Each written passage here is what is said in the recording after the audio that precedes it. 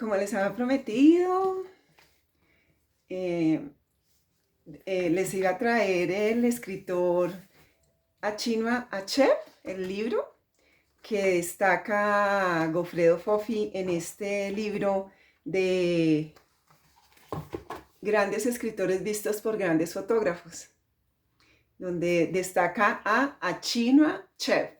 Achinua Achebe nació en Nigeria, en África, estudió en la Universidad de Massachusetts y escribe este libro, que es una trilogía africana. Todo se desmorona, me alegraré de la otra muerte y la flecha del dios. Entonces, aquí en este libro destaca lo que es digamos, las tres generaciones de Okonkwo y cómo se va transformando a través de la imposición de la religión y de culturas que se van imponiendo y van borrando nuestras raíces. Entonces aquí, así, súper original, de cómo sucede esta transformación hacia la mal llamada civilización, que también sucedió en América, en Norteamérica con los pieles rojas y aquí en Sudamérica con nuestros indígenas. También les quiero mostrar este cuello de Acoa, diseño afroalemán, que es lo que hace mi familia. Estos cuellos que se pueden colocar encima de la nada y se ven espectaculares. Y esta obra que me acompaña casi siempre, que es de mi amiga artista Ana María Piedrahita, que la pueden encontrar en todos los centros comerciales principales de todo el mundo, de este país y de todo el mundo. Y también voy a acompañar este tema, como siempre pongo música de mis raíces, es de Salif Keita, que es el tema musical de la película Bever sur Terre de Abderrahmane Sissako, que es el director de Sokoló, y él hace una película allá en la República de Malí, en Sokoló, de donde él es oriundo, pero él estudió en Francia, cine, y se gana un premio Oscar con la película Tombouctou hace como unos 5 o 6 años. El tema se llama Folon de Salif Keita. Ahí está.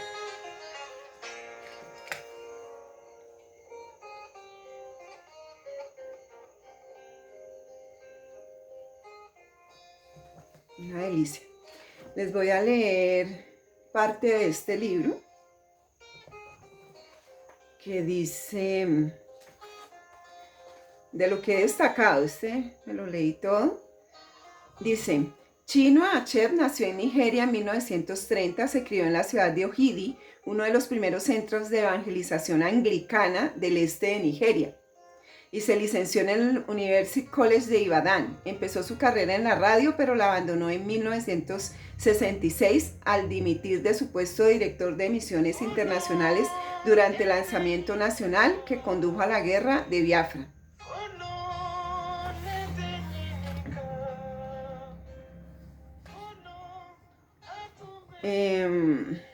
Y acá,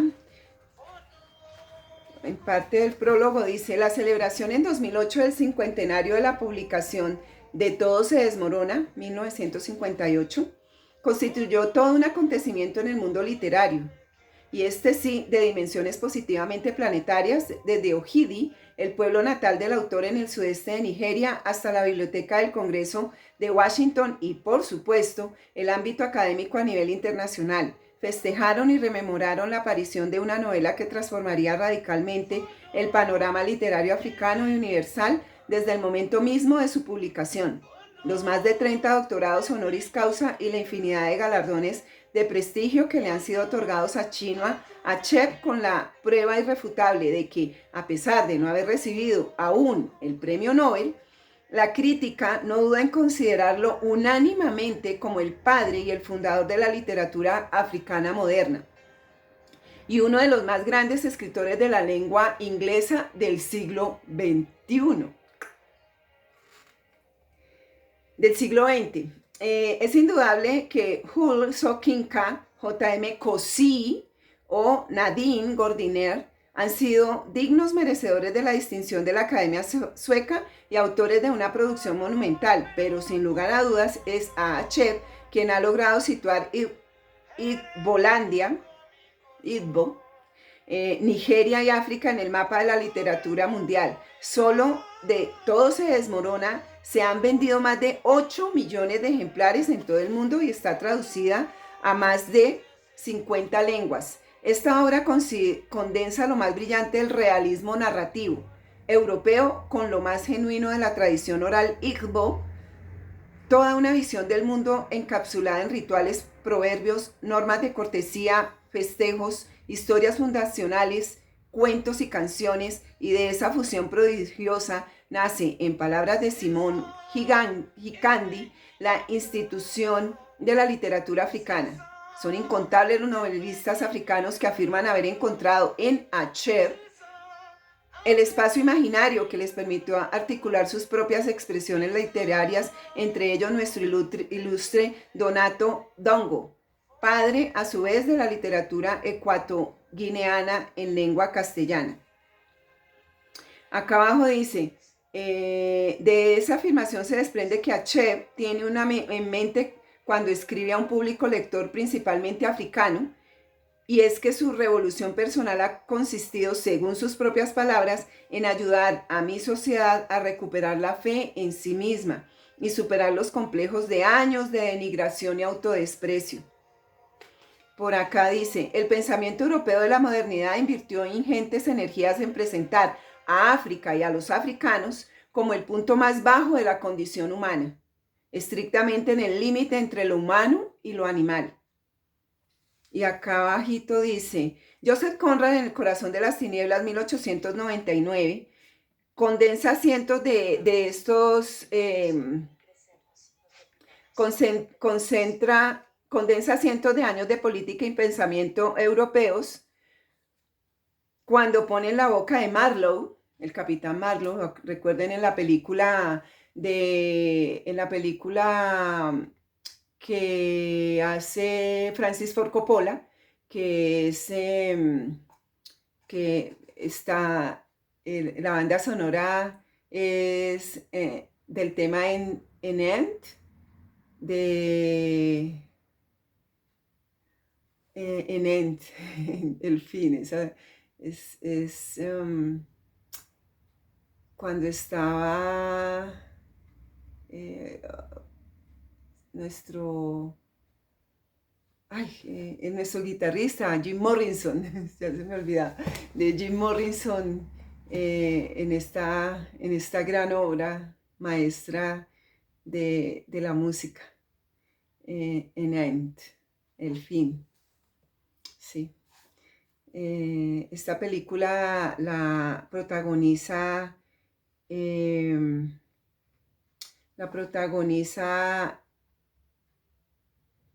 uy, se me fueron ahorita los nombres. El papá de Charlie Sheen.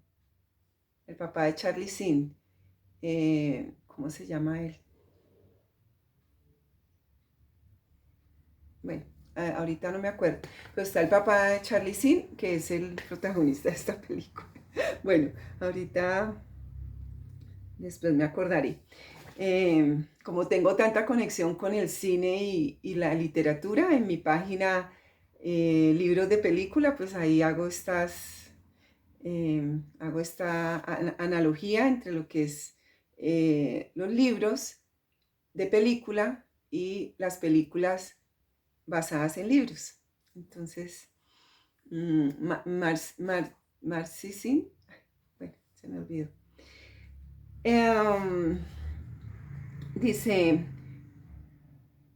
esta frase para referirse a su tripulación negra, Marlowe, este capitán Marlowe en esta película de El corazón de las tinieblas, que es protagonizada por Marlon Brandon, dice Marlowe, no se podía decir inhumanos, era algo peor, ¿sabéis? Esa sospecha de que no fueran inhumanos. La idea surgía lentamente en uno. Aullaban, saltaban, se colgaban de las lianas, hacían muecas horribles, pero lo que en verdad producía estremecimiento era la idea de su humanidad, igual que la de uno, la idea de aquel remoto parentesco con aquellos seres salvajes apasionados y tumultuosos.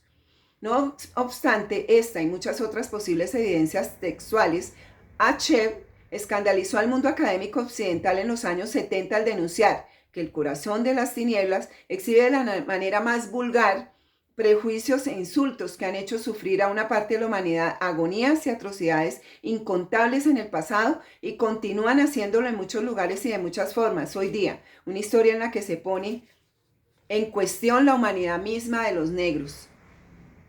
Ciertamente Conrad es capaz de ver mucho más allá de Marlowe y es sin duda lo bastante lúcido como para situar su propia visión del corazón de las tinieblas en Bruselas o como para apreciar la medida en que toda Europa participó en la educación de Kurz.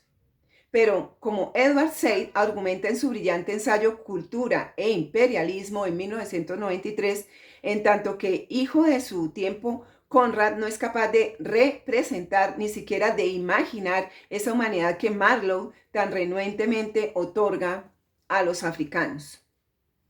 Acá dice, la confrontación entre Occidente y África sea uno de los ejes centrales de la narrativa en Todo se desmorona, sería desde perspectivas tanto filosóficas como estéticas una obra tan fallida como su protagonista, si se limitara a celebrar un edénico pasado tribal destrozado por la profunda e ignorante soberbia europea. Los personajes europeos en La Flecha de Dios sí resultan esquemáticos en Todo se desmorona, pero la necesidad urgente de Achev en 1958, tan solo 2 años antes de que Nigeria alcanzara formalmente la independencia del Reino Unido, era de comprender su propia sociedad y muy fanoniamente la de ayudar a construir los pilares sobre los que asentar una incipiente conciencia nacional.